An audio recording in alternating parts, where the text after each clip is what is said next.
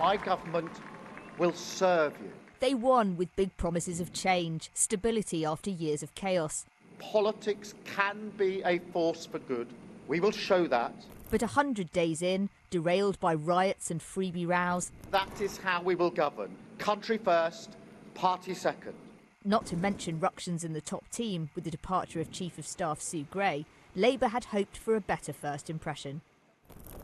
The government point to achievements. Are they not hitting the mark? I think what was missing was a kind of political story, a narrative about what binds all these things together and what is the overall change that a Keir Starmer-led government wants to bring about. How do you want to change Britain in the next few years?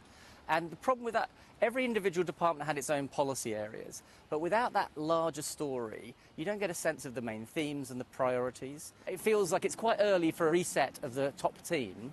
We've had that, and I think people will, by Christmas, want to see clear direction at the very least. Labour have a massive majority, but Parliament has only sat on 26 days since they won.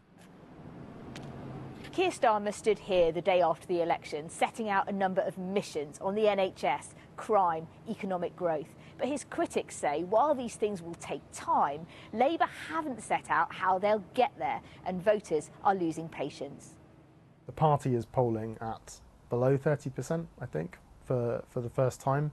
And it's barely taken 100 days. It took others up to 5 to 10 times the length of time, I think, to hit that. There's not going to be another vote for at least 4 years. The thing that does matter is delivery.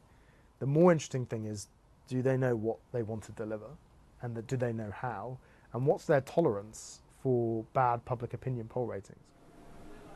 It's still early days, but with the government's first budget only 2 weeks away, all eyes are on the Chancellor to recapture the energy of their first days in Downing Street. Tamara Cohen, Sky News, Westminster.